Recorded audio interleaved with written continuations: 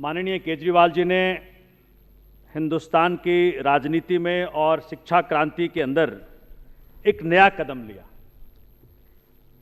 पहली बार इस देश के अंदर वर्चुअल स्कूल की स्थापना हुई। पूरे सदन को केजरीवाल जी को धन्यवाद करना चाहिए कि आज टेक्नोलॉजी का सबसे बेहतरीन यूज कि किस प्रकार से दिल्ली में हो रही शिक्षा क्रांति देश के हर बच्चे को उपलब्ध हो, ये केजरीवाल जी ने किया। उनको बहुत बहुत बधाई, पूरे देश को बधाई।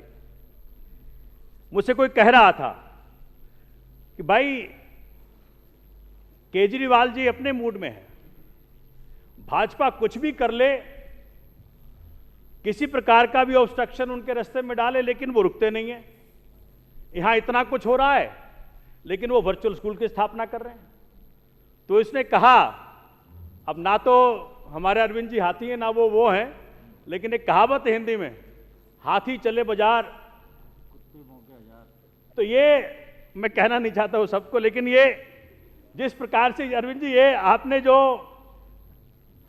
बेधड़क एक के बाद एक रिफॉर्म्स किए जा रहे हैं, यही तो मुसीबत है। उनको लगा था कि भाई राजनीति में आने के बाद हमारे रंग का हो जाएगा। उनको आपत्ति ये नहीं है, वो जनता को ये नहीं कह रहे हैं कि मैं ईमानदार हूं, वो कह रहे हैं कि भाई अरविंद जी तो आए थे एंटी करप्शन के मसले पे, वो भी हमारे तरह ही हैं। उनकी सारी की सारी जद्दोजहद इसको सिद्ध करने में लगा है कि ये हमारे तरह ही है। वो ये सिद्ध नहीं करना चाहते, वो लकीर बड़ी नहीं खींचना चाहते कि हमारी लकीर बड़ी है, वो सिद्ध करना चाहते हैं कि जी हमारे तरह ही है। उसी का परिणाम रहा गुजरात में। आम आदमी पार्टी के state general secretary Manoj ji के ऊपर जानलेवा हमला हुआ। यह दर्शाता है कि किस प्रकार से भाजपा आज आहत है। उसे कोई रास्ता नहीं मिल रहा, कोई भागने का रास्ता नहीं मिल रहा, किस प्रकार से अरविंद जी का समाधान ढूंढे वो। और उस हमले के बाद यह परिणाम हुआ गुजरात में, गुलाब भाई यहां बैठे हैं, कि संख्या हमारी जनसभा में दुगनी हो गई, तिगनी हो गई। तो गुजरात के अंदर जो आज 27 साल के बाद भाजपा आज पीड़ित दिख रही है कि किस प्रकार से गुजरात के अंदर उनकी सत्ता जाने वाली है, और करीब करीब पंजाब हो सकता है उससे ज्यादा रिपीट होने वाला है, यही उनकी मुश्किल है। मैं देख रहा था कि किस प्रकार से अभी एक वीडियो भी आई कि जी जनसभा भारतीय जनता पार्टी का, और वहां में आए लोग अरविंद जी की बढ़ाई कर रहे हैं। वो मीडिया वाला पूछा भी फिर आए क्यों आप, बोले हमको तो लाया गया है। तो मुझे ये आज कहते हुए बहुत गर्व हो रहा है कि जो सपने बाबा अंबेडकर ने देखे, जो सपने शहीद भगत सिंह जी ने देखे, जो सपने उस वक्त के क्रांति के साथियों ने देखा, अरविंद जी के हाथों भारत में पूरा हो रहा है। साथियों, मैं पढ़ रहा था अखबारों के अंदर, आज एक और न्यूज छपा है कि जी एलजी साहब केस करेंगे। एलजी साहब जो हैं हमारे कुछ साथियों पे केस करेंगे कि भाई आपने 1400 करोड़ रुपए का घोटाले का आरोप लगाया। मैं कहना चाहता हूं, आम आदमी पार्टी के नेता कार्यकर्ता कोई भी नॉन सीरियस बात नहीं करता है। मैंने कल भी ये बात कही थी, बहुत अच्छा डॉक्यूमेंट्री एविडेंस है। मैंने कल भी सलाह दी थी एलजी साहब को, एलजी साहब जो दुनिया के सबसे बड़े वकील हैं उनको अपने पास रख लीजिएगा। जब कोर्ट जाएंगे आपको बहुत जरूरत पड़ेगी ऐसे लोगों की, क्योंकि आपका केस बहुत वीक है। डॉक्यूमेंट्री एविडेंस है। दो हेड कैशियर्स इस बात का प्रमाण दे रहे हैं लिखित में कि किस प्रकार से एलजी साहब ने उनकी अथॉरिटी को मिसयूज किया और ब्लैक मनी को व्हाइट किया। मैं पूरे अखबार पढ़ रहा था कि भाजपा का एक भी कोई भी पॉजिटिव कहीं कोई न्यूज है तो दो न्यूज निकला। एक निकला कि जी झारखंड में भाजपा के नेता सीमा पात्रा जी ने किस प्रकार से एक आदिवासी महिला का इस प्रकार से अमानवीय, बिल्कुल जानवरों जैसा सलूक किया। भाजपा के एक न्यूज ये निकला। दूसरा न्यूज निकला कि जी मथुरा में प्लेटफॉर्म से बच्चा चोरी करके जो बच्चा गायब हो गया था वो किसी भाजपा के पार्षद के घर से निकला। तो भाजपा के पास आज के तारीख में पूरे देश के अंदर कुछ भी पॉजिटिव बताने को नहीं है। इस प्रकार के कारनामे उनके नेता कर रहे हैं, तो लाजिमी है कि अरविंद जी से उनको घबराहट बहुत ज्यादा होगी। साथियों, कल अध्यक्ष महोदय, कल हम लोग सीबीआई हेडक्वार्टर गए थे, 1.5 घंटा बैठे, 12 विधायक जमीन पे बैठे, 12 विधायक और हमारे सांसद संजय सिंह जी भी जमीन पे बैठे और हम सब ने 1.5 घंटा वहां पे प्रोटेस्ट किया। उसके बाद सीबीआई कोई भाजपा का हेडक्वार्टर नहीं है, सीबीआई देश का इन्वेस्टिगेटिंग एजेंसी है।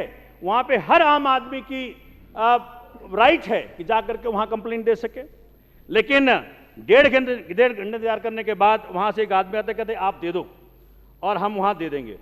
लेकिन फिर उनको लगा कि जब हमारे साथियों ने कहा किस प्रकार से आप ये हमें नहीं जाने दे रहे हैं, तो वहां हमारे 2 साथी जाकर के देख के आए, साफ साफ खुले शब्दों में पहली बार किसी पार्टी ने यह बात कही कि जो 277 विधायकों को तोड़ करके विभिन्न राज्यों में, अरुणाचल प्रदेश हो, कर्नाटका हो, मध्य प्रदेश हो, महाराष्ट्र हो, मणिपुर हो, गोवा हो, उत्तराखंड हो, इन सारे राज्यों में जिस प्रकार से सरकारें तोड़ तोड़ के, मैं कह रहा था कि पीएचडी मिलना चाहिए माननीय मोदी जी को।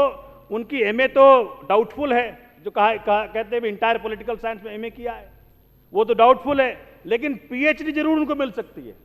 PhD in how to make a government without having MLAs, ये पीएचडी का थेसिस है। और सिर्फ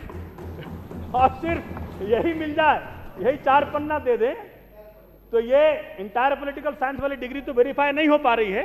लेकिन अगर ये 4 पन्ना उनको दे दिया जाए किसी यूनिवर्सिटी को, तो माननीय मोदी जी को हम आगे से फिर डॉक्टर नरेंद्र मोदी जी कह सकते हैं। आज से ही कह देते हैं, PhD in how to make a government without having MLAs. अध्यक्ष महोदय, सीबीआई और ईडी का ऐसा दुरुपयोग हो गया है इस देश में, लोग मजाक बनाने लगे। आजकल एक ऑडियो घूम रहा है, पूरे देश में लोग ऑडियो घूम रहा है। अगर आप इजाजत दें तो मैं इसको 20 सेकंड का ऑडियो वो सुनवा दूं, क्योंकि ये पूरी बात किस प्रकार से मजाक बना दिया इन्होंने, ये जाहिर हो जाएगा। मैं आपकी इजाजत से चलाता हूं इसको। हेलो, हाँ जी, मैं ईडी ऑफिस से बोल रहा हूँ भैया। ईडी है? अरे साहब, मैं तो कल ही बीजेपी ज्वाइन कर ली साहब।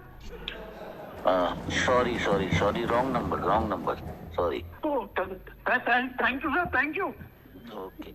तो ये स्थिति हो गई है, वो एजेंसियां जिसको देश के अंदर करप्शन और भ्रष्टाचार के बड़े बड़े मुद्दों को उठा करके देश की सिक्योरिटी को संभालना था, उसकी स्थिति ये हो गई है।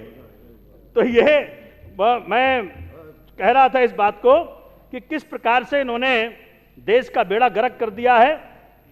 अध्यक्ष महोदय, ये किसी से छुपा हुआ नहीं है, ये फिर अपने आप चल गया, देखिए इतना अच्छा हो रहा है ये। कंप्लीट कीजिए भारती जी। ये आज जो माननीय केजरीवाल साहब ने सदन के अंदर कॉन्फिडेंस मोशन मूव किया है, उसके समर्थन में खड़ा हूं। और लोग पूछ रहे थे क्यों, क्या जरूरत आन पड़ी, तो आज सदन के अंदर सभी साथियों को देख करके भारत में एक विश्वास पैदा हो गया है।